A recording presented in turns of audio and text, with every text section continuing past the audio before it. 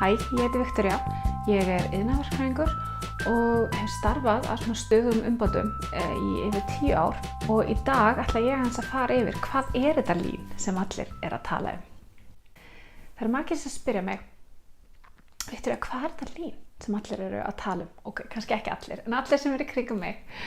Vegna þess að það eru mörg fyrirtæki á Íslandi sem eru búin að vera í innleiðingu, sem eru að hugsa innleiðingu og þetta eru alls konar fyrirtæki, stór, lítil, þetta er framleiðsla, þetta er skrifstofufyrirtæki, þannig að mjög misjafnt hvaðan fyrirtækin eru að koma. En öll eru þau að pæla í hvernig getum við náð stöðugum umbótum fram í okkar starfsemi. Og ástæðan fyrir því að öll geta innleitt þessa lín hugmyndafræði er vegna þess að hugmyndafræðin er tiltölulega auðveld. Sumir segja hún sé jafnvel common sense, en málið er að common sense er kannski ekki alltaf common knowledge eða common practice eins og maður segir oft. Já, þannig ég ætla að fara aðeins yfir hvað lín er fyrir mér. Nú, áður en að við kannski förum aðeins í hvað lín er, að þá kannski þarf maður að spyrja sig af hverju þarf maður stöðugur umbætur? Af hverju er ekki bara gott að vera eins og við erum í dag? Og ástæðan er svo að heimurinn er sífellt að breytast. Viðskiptavinurinn er stöðugt að breyta því hvað hann vill og það eina sem við getum gert er að vera fljót að bregðast við. Og ef við vitum ekki einu sinni hvað er að koma, ef við bara skoðum þróun símans eða eitthvað slíkt, fyrst var þetta bara sími sem að William Bell var hérna og svo næsti sími er orðinn smartphone, hvað kemur, ég veit það ekki. Þannig að við þurfum að þjálfa okkar starfsmenn í að leysa vandamál og þannig verðum við sterk og þannig erum við í stöðum umbótum. Fyrir mér þá snýst lín tvennt.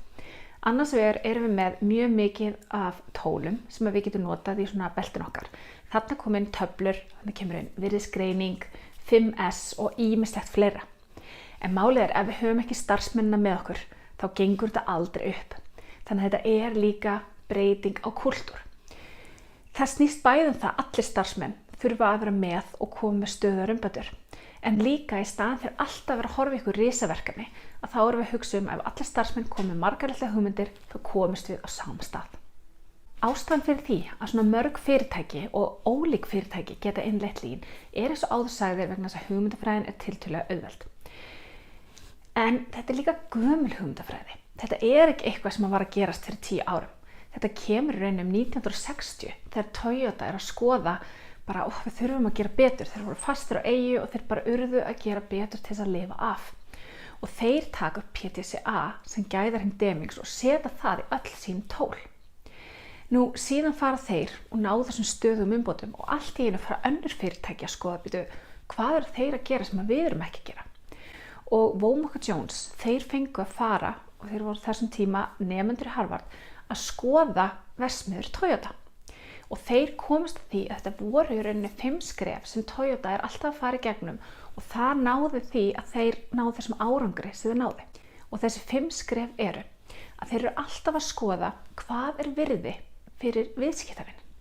Hvað er það sem hann vill raunverulega? Ekki það sem við höldum hann vilji, heldur hvað vill hann raunverulega? Og það verður að vera gert rétt í fyrsta skipti. Næst er að skoða allan virðistrauminn frá því að við biðjum vöru eða þjónustu frá því að það kemur tilbaka.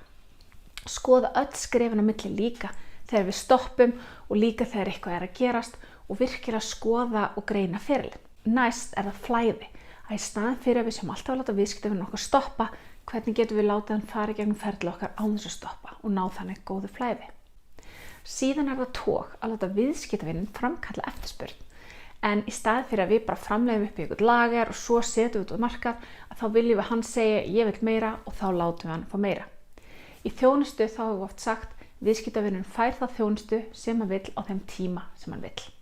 Að lokum er það síðan stöðugar umbætur. Við erum aldrei búin, við erum alltaf að reyna að vera betri og betri og betri.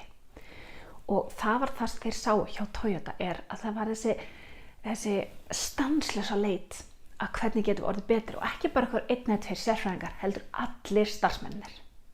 En núna hvet ég ykkur til þess að skoða, vitið virkilega hvað viðskiptavinurinn eitthvað vill, vegna þess að stundum höldum við það en við vitum það ekki. Þannig að fyrst er bara að spyrja, er þetta það sem þú vilt?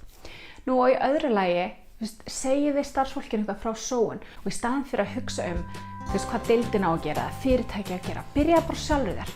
Hvaða umbót get ég gert í dag? Ég hef náttúrulega sagt að breyta og koma umbætur, að litli hringurinn inn í miðjunni, það er það sem ég get breytt. Svo kemur deildin þín og svo kemur fyrirtækið og einhver svona stórir hagsmunaaðilar sem þú hefur enga stjórn á. Þannig að í Lean þá viljum við að hugsa hvernig get ég breytt mínu starfi. Þannig að ein umbót á dag, hugsun sóun, go for it!